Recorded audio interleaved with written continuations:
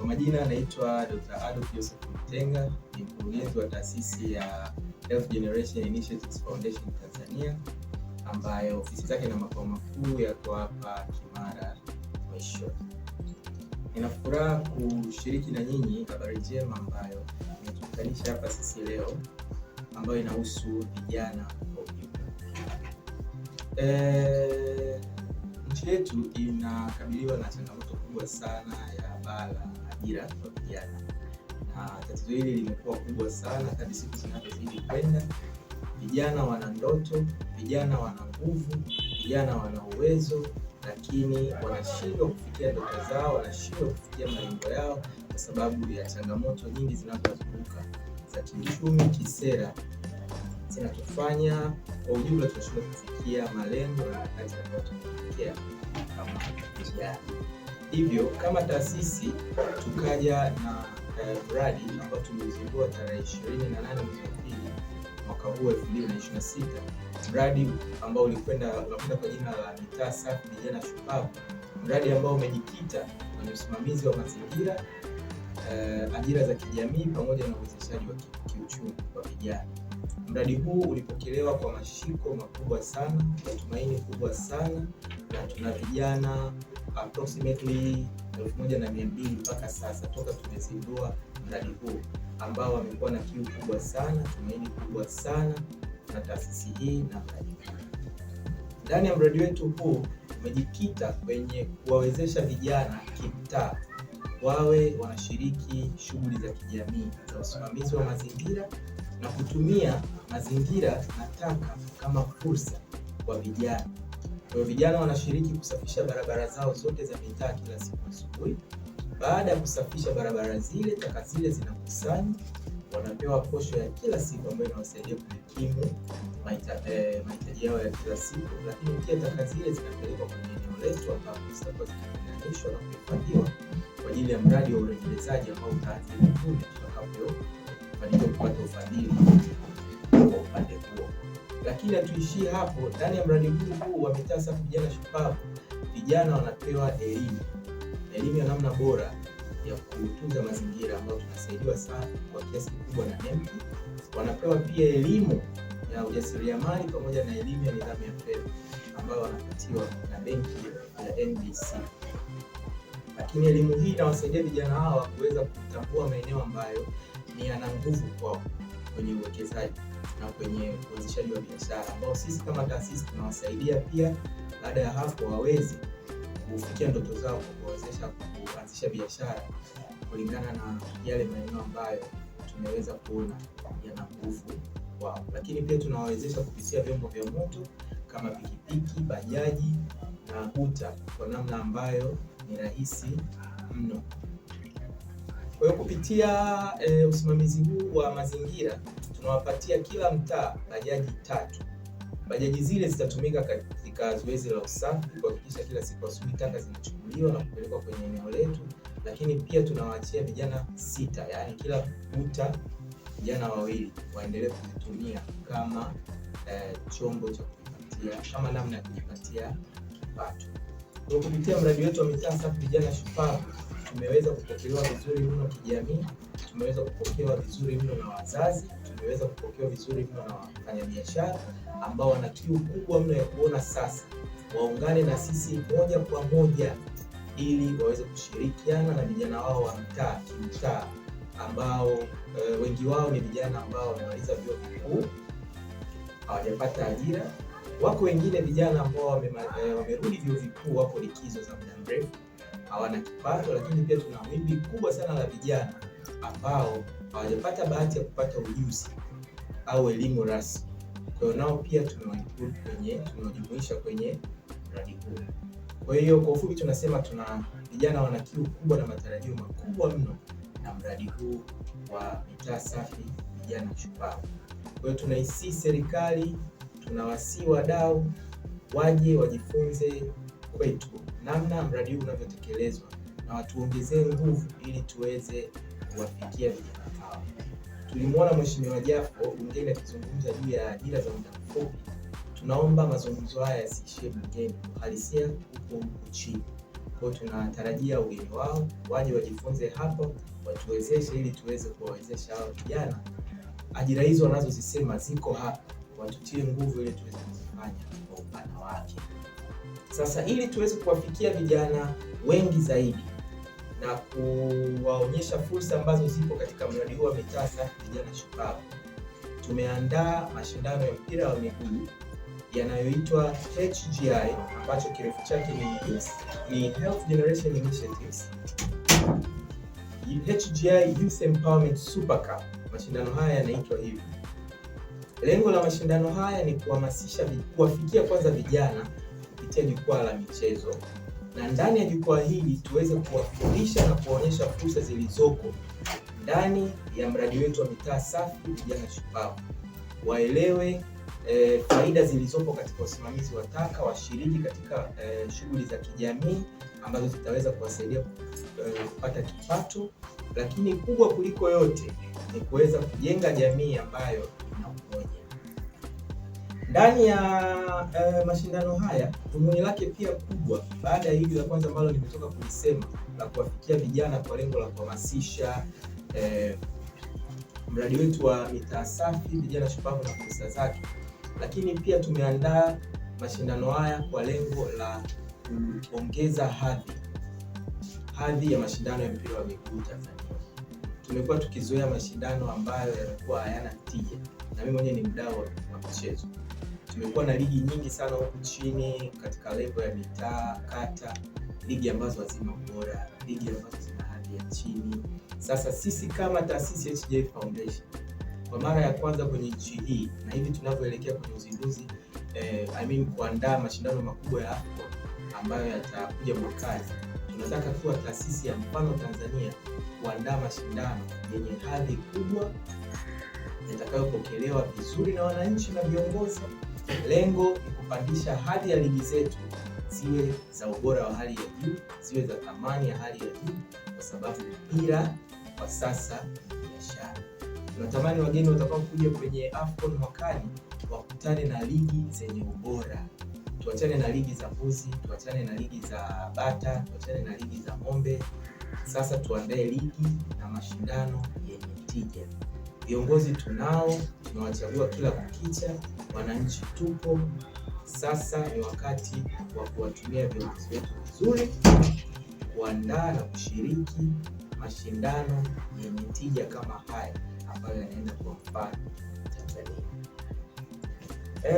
Mashindano haya tunatarajia yashirikishe kata zote za mkoa wa Dar es Salaam.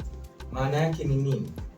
Kata pamoja na viunga vyake, mitaa, kwa kushirikiana na viongozi wote wa kata, yaani diwani, mheshimiwa diwani, mtendaji wa kata, watendaji wa mitaa pamoja na wenye viti wa mitaa na viongozi wote wa mpira, washirikiane kuandaa timu moja nzuri ambayo itashiriki kuiwakilisha kata, na kata hizi zitashindanishwa zote kwa mfumo wa mtoano ili tuweze kupata washindi watatu katika mashindano haya. Sasa katika mashindano yetu haya tumeyasuka vizuri sana. Tumeandaa zawadi kama zifuatazo. Mshindi wa kwanza katika shindano hili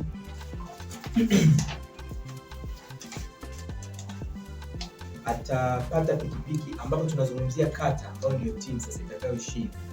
Watapata pikipiki 8 za boxer, watapata bajaji 3, na pia tutatoa mafunzo ya udereva na kupatiwa leseni kwa vijana 50 ndani ya kata husika. Kwa tutatengeneza mfumo mzuri ambao utakuwa ni shirikisho ambao tutaweza kuwapata vijana 50 ndani ya kata hiyo, watapatiwa mafunzo na kupatiwa leseni. Tungependa pia kuwepo na jinsia ya kike katika listi hii ya vijana, lakini pia watapata kombe la HGI Youth Empowerment Super Cup, kombe ambalo watasherehekea nalo kwa mfululizo mzima wa mwezi mmoja. Then baada ya hapo watalirejesha, kwa sababu mashindano haya hadhi yake tunataka ili kombe liwe linazunguka kimkoa.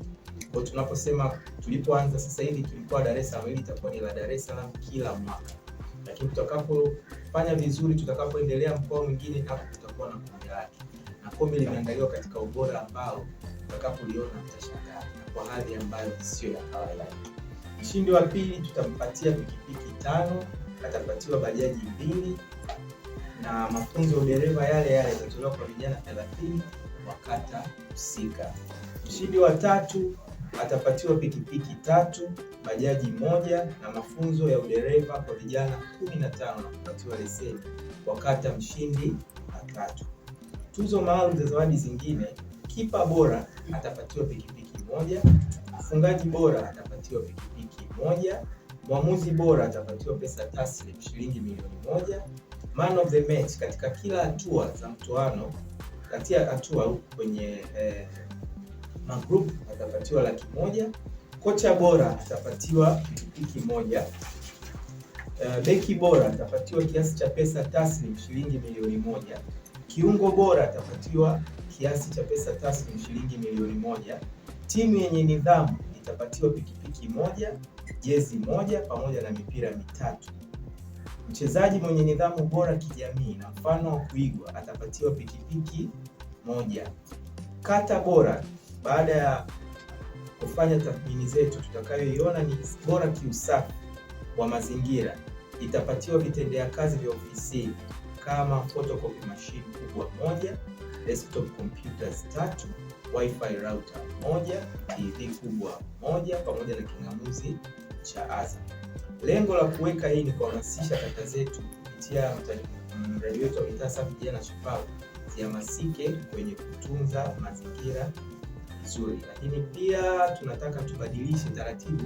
Tuna mpango wa kuhakikisha ofisi zetu za kata na mitaa zinakwenda na kasi ya kidijitali kwa kuwa za kisasa, tuziunganishe kwa mfumo wa internet kihuduma tuweze kutumia sasa kisasa. Kwa hiyo tuna namna ambayo tunaiandaa kama taasisi, tutakuwa tunaziongeza zile kata ambazo tutafanya uchunguzi tayari umeshaanza, kata ambazo zina viongozi ambao wana uweledi, viongozi wenye nidhamu, viongozi wanaohudumia wananchi vizuri, siasa pembeni, wanawatumikia wananchi kwa uaminifu. Kata zile tutakuwa tunazizawadia vifaa hivi. Nadhani mtakuwa mnaanza kuona kwenye media hivi si karibuni. Kwa kupitia mashindano haya vijana wengi watahamasishwa kushiriki shughuli chanya za kijamii, fursa za ajira na uwezeshaji wa kiuchumi zitatolewa kwa vijana. Lakini ujumbe wetu wa mradi wetu wa mitaa safi vijana shupavu na fursa zake utawafikia jamii kwa upana ambao tumekusudia. Sasa hakuna jambo kubwa kama hili ambalo linaacha kuwa na gharama kidogo, na kama nilivyotoka kueleza hapa, lengo letu kitaasisi, lengo la pili na kubwa ni kuhakikisha tunakuza sasa hadhi ya ligi na mashindano ya mpira wa miguu Tanzania. Tumeandaa kiingilio kwa kila kata ambayo ndio timu itaingia kama wakilishi wa kata, watalipa kiingilio cha ada ya shilingi milioni 3.5 kwa kata. Kwa hiyo ada hii ni nyingi, lakini pia si nyingi kwa wale wenye akili, watagundua ni ada ya kawaida sana na hatushindi. Tulipofikia sasa hivi kiuchumi kama Tanzania, na tuna viongozi wengi huko chini, wadau wa mipira tunao wa kutosha, wadhamini tunao, hatutashindwa kupata ada hii. Kwa hiyo nawahimiza wananchi wawasiliane na viongozi wao wa kata wote kuanzia leo tunavyotangaza hivi. Wawasiliane nao kwa ajili ya kumobilize, waweze kuunda timu na kupata ada kamili, waweze kuanza kujisajili kuanzia kesho rasmi. Tunatarajia pia kata zote zishiriki ili tuweze kufanikisha haya ambayo sisi pamoja na wadhamini pamoja na wadau wengine wa mpira tumeandaa, ili tuweze kufanikisha hili swala likawe la kipekee, jambo hili likawe na ubora, kaende kupandisha hadhi ya mpira Tanzania. Tumekuwa na viongozi wengi kama nilivyosema, tunachagua kila kipindi cha uchaguzi, tunawasogeza wao na familia zao waweze kufanikiwa. Lakini huku chini tunaendelea na ligi za mbuzi, tuvunjane miguu, tuvunjane mikono, sasa inatosha. Kwa wananchi tunawasihi muonane na viongozi wenu ili muweze kuwahimiza waweze kuwasaidia kupitia wadau wa mipira, tuweze kuingiza kata zote. Kingine ambacho ningependa kuzungumzia, tunakaribisha pia wadau. tumepata mapokeo makubwa sana ya wadau mbalimbali ambao wamekuwa wakitaka kushiriki na sisi, wakubwa mno.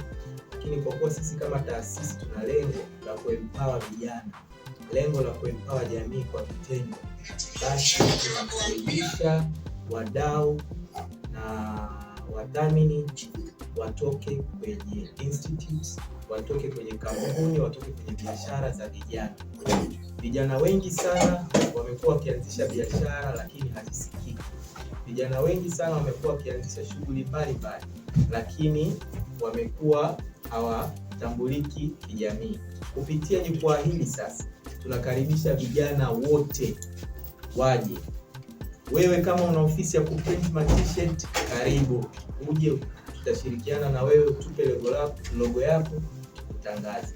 Wewe unauza maembe, wewe unauza kitu gani, karibu. Usifikirie ukasema kwamba udhamini utakuwa ni gharama. Sisi hatuangalii gharama, lengo letu sisi ni kuempower.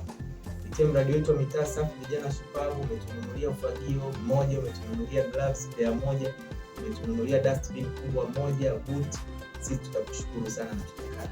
Kwa hiyo tunatarajia uzinduzi huu leo na kuanza kusajili timu kuanzia kesho mpaka tarehe 4 mwezi wa 5, ambapo tutafunga dirisha la usajili wa timu rasmi, na ndipo tutakapopanga na kuamua sasa kuanza rasmi. Tutakuja media pia kwa taarifa, na ndipo tutakapoanza rasmi mashindano kuanzia tarehe 6 ya mwezi wa 5. Kwa tunawakaribisha wadau, tunaomba kuanzia leo tupokee simu nyingi sana za vijana. Wewe ni content creator, wewe una ofisi yoyote, karibu tushirikiane. Tunataka tutakapoanza mashindano haya kupitia wadau wetu na media, tuwe na matangazo mengi mno. Taasisi, makampuni, viwanda vidogo vidogo na vikubwa vya vijana ambao hawajapata jukwaa la kuwatangaza, hapa mmepata jukwaa sahihi. Na msifikirie gharama, sisi hatutaji chochote kutoka kwa yeyote. Na kubwa lingine, ningependa kuhimiza wananchi kupata hamasa kubwa ya ushiriki kwenye ligi hii. Kumbuke ligi hii ina lengo kubwa la kuwafikia nyinyi vijana kwa karibu, mpate fursa ya kujua mradi wa mitaa safi vijana shupavu na ushiriki wa vijana sasa kwenye shughuli za kijamii, na kutumia taka kama lango au fursa na mfumo rasmi wa ajira sasa kwa vijana. Waondoe hao matapeli wa kandarasi ambao tumezoea, ambao hakuna chochote cha maana wanachofanya. Kingine ningependa ni waase watumishi wa serikali ambao tunao kuanzia ngazi ya wilaya, hawa tunawaita wakuu wa michezo na utamaduni, pamoja na wengine ambao wako kwenye serikali za mitaa, wawe waadilifu wanapopokea jambo kubwa kama hili. Wasikae na taarifa kwa interest zao binafsi, kwa sababu kuna baadhi ya wilaya kama 2 tumekuwa tukipitia changamoto fulani ambazo tuwezi kuzisema hapa, tutazungumzia mwishoni kama hawatakuwa wamejirekebisha. Kwa hiyo tuweke interest binafsi pembeni, tujifunze na tuone fursa na tuone jambo tuweze kulipokea. Katika jambo lolote tunaloletewa, jaribu kulitazama katika namna ambayo ni positive kijamii na kijana. Usijiangalie wewe kama wewe na kutaka kukwamisha jambo la mtu kwa interest zako, au kama hata fikia lile unalotaka wewe ambalo linatija nzuri. Kwa hiyo nawaasa viongozi wa umma tubadilike kwenye hilo, na nitashangaa kwa kata ambayo haitaingia kwenye mashindano makubwa kama haya kitaifa. Na tutakapokuja kuorodhesha timu ambazo zimefanikiwa kuingia kwenye mashindano haya, kama tutagundua timu yoyote ambayo haijaingia, yaani kata, na kata hiyo ikawa ni moja kati ya wilaya hizi 2 nilizozitaja, nadhani siku hiyo ndio nitaeleza kwa nini, na nitawataja hao viongozi kwa majina na walioyafanya.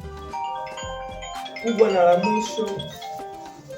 na la mwisho ambalo ningependa kuzungumzia kwenye uzinduzi wa mashindano haya ni juu ya mgeni rasmi. Tunatarajia mgeni rasmi katika uzinduzi ligi hii. Mashindano yatakapoanza atakuwa ni kiongozi mkubwa sana kitaifa, lakini pili, hata kwenye finali tunatarajia pia yafungwe na kiongozi mkubwa mno pia kitaifa. Kingine cha mwisho, ningependa kuwakaribisha wadau wote, wananchi, kuanzia leo sasa mwanze kwenda kwenye ofisi zenu za kata, muonane na viongozi. Akae karibu pale, muonane na viongozi wa kata, muonane na viongozi wenu, tupate kuwahabarisha juu ya tangazo hili rasmi. Leo tumeona tuje media live kwa lengo la kuhakikisha taarifa inawafikia wananchi wote, ili usije kukatokea kile ambacho tuliweza kukiona kwa mtu kukaa na taarifa kwa sababu zake binafsi ambazo tutakuja kusema mbele ya safari.